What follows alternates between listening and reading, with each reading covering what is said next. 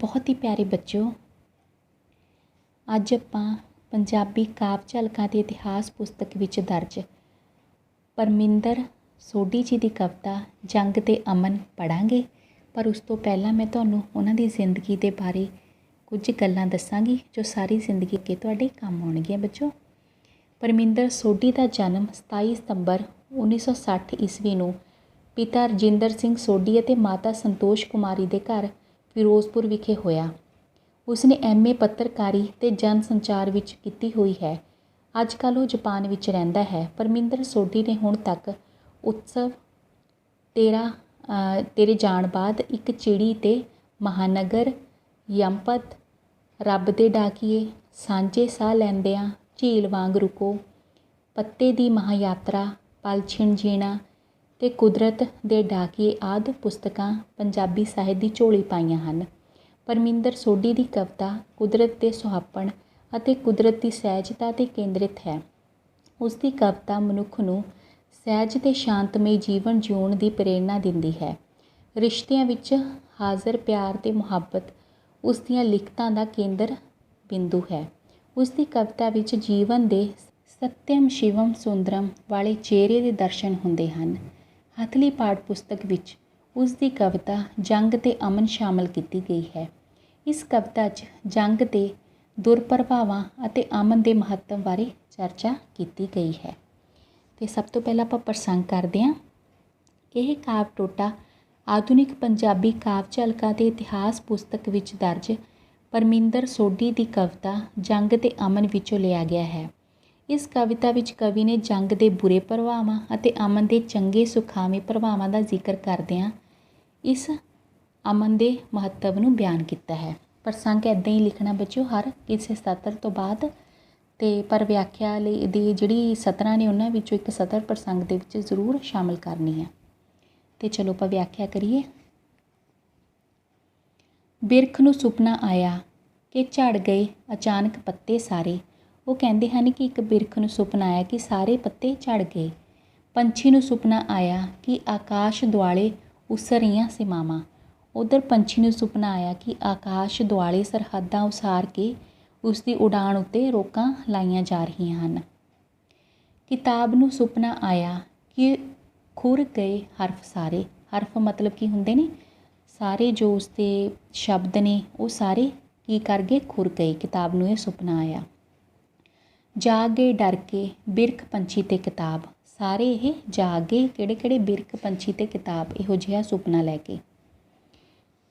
दरिया नूं सुपना आया कि चन्न उसकी गोदी च आण बैठा। भी दरिया नूं सुपना आया भी चन्न उसकी गोदी दे विच बड़े चाਅ नाल आके झिलमिल कर रहा है। धरती नूं सुपना आया कि फैल गई हरियाली दूर दूर तक। उधर धरती नूं सुपना आया कि दूर दूर तक हरियाली फैल गई है। जाग गए नशियाए दरिया धरती ते मुंडा।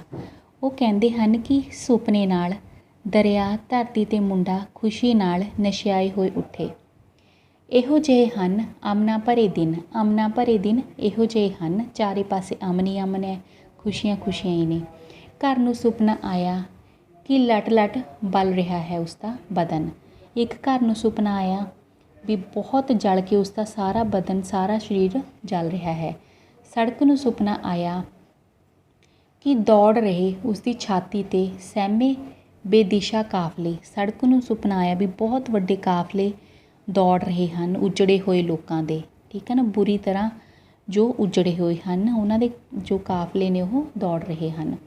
कुड़ी नूं सुपना आया कि गुमदा जा रहा मुंडे का चेहरा। ठीक है ना, एक कुड़ी नूं सुपना आया कि उसके प्रेमी मुंडे का चेहरा है जो बंबां दे धुएं दे गुबार विच गवाचदा जा रहा है। जाग गए डर के घर सड़क ते कुड़ी। भी वो घर सड़क ते कुड़ी डर के की करके जाग गए। इहो जिहे हन जंग वाले दिन। हवा नूं सुपना आया कि घुल गई है असंख फुल्लां दी। मतलब पहला उन्होंने कहा सी भी इहो जिहे हन जंग वाले दिन, भी जंग वाले दिन भयानक इहो जिहे हन। फिर उस तो बाद हवा नूं सुपना आया कि घुल गई है असंख फुल्लां दी। भी चारे पासे खुशियां खुशियां फुल्लां दी खुशबू फैल गई है। ठीक है ना, असंख मतलब अगिणत, मतलब जिन्हां दी कोई गिणती नहीं, अणगिणत फुੱਲ जो महक खिलार रहे हैं। कि बुद्ध मुड़ परत रहा जंगलों चों, भी बुद्ध जिहड़ा सिद्धार्थ महात्मा बुद्ध जी परत रहे हैं शांति प्रदान करने लोगों नूं। बच्चे नूं सुपना आया कि खेड रहे गली दे रंग, बच्चे नूं जिहड़ा सुपना आया कि चारे पासे खेडां खेडियां जा रही हैं। ते भर गया आकाश गुब्बारियां पतंगां नाल, गुब्बारे ते पतंगां नाल पूरा आकाश भर गया है। जा गए नशियाए हवा शहर ते बच्चा, इस तरह वो नशियाए जागे ने हवा शहर ते बच्चा।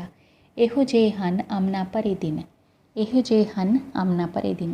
देखो बच्चों, ਜਦੋਂ युद्ध ਤੇ जंग की गल की अपने दिल ਨੂੰ बेचैनी लगी है, तो ਜਦੋਂ खुशबू हवा ठीक है महकों की गल की है, शांति की गल की, ਆਪਾਂ ਉਦੋਂ खुश होए।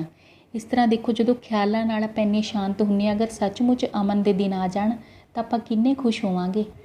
बहुत सोहना बच्चों कवि ने ਆਪਾਂ ਨੂੰ समझाया कि जंग के दिनों में तबाही बर्बादी साड़ फूक भज दौड़ के डरावने सुपने आते हैं, कि जंग के दिनों में बिरखां के पत्ते भी झड़ जाते हैं, आकाशां उत्ते पंछियां दे उड्डण उत्ते भी रोकां लाईयां जांदियां हन, किताबां भी साड़ दित्तियां जांदियां हन, घर अग विच साड़ दिते जाते हैं, सड़कों उत्ते भी उजड़े हुए लोगों के काफले दिशाहीन घूमते हैं, प्रेमी तोपां ते बंब के धुएं विच गुआच जाते हैं।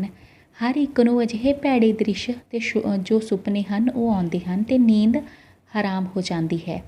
इस दे उल्ट अमन के दिनों में धरती उत्ते दूर दूर तक हरियावल पसर जाती है, दरियावां विच चन्न झिलमिलाउंदा है, हवा विच फुल्लां दी महक घुल जाती है।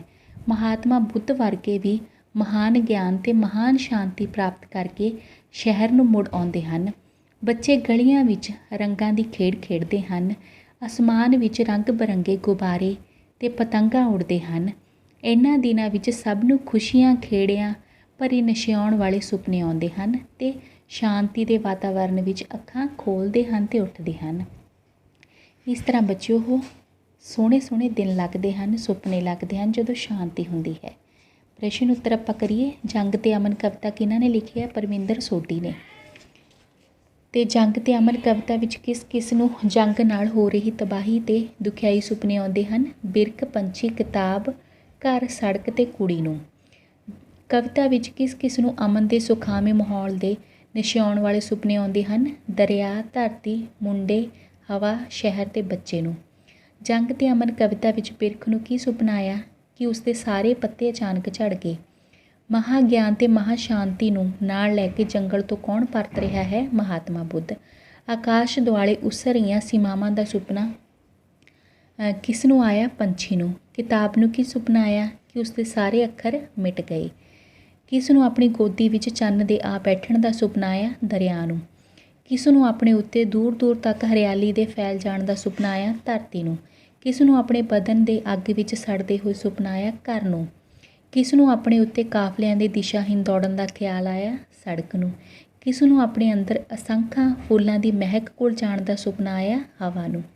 गुब्बारियां ते पतंगां नाल आकाश दे भरे होण दा सुपना किस नूं आया? बच्चे नूं। सो बच्चों देखो किन्ना शांति भरिया माहौल आपां नूं चंगा लगदा है, सुपने भी चंगे आउंदे ने, चारे पासे चंगा चंगा लगदा है।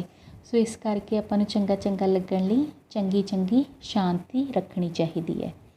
ठीक है बच्चों, लड़ना नहीं किसी नूं। लड़दे आ तां सामने वाले नूं गुस्सा होवे ना होवे, दुख होवे ना होवे, सब तो पहलां आपां दुख दी अग दे विच जलदे आ। सो नहीं लड़ना, ठीक है, मैनूं यकीन है पूरा। सुनने ते समझण लई तुहाडा बहुत बहुत धन्नवाद बच्चों।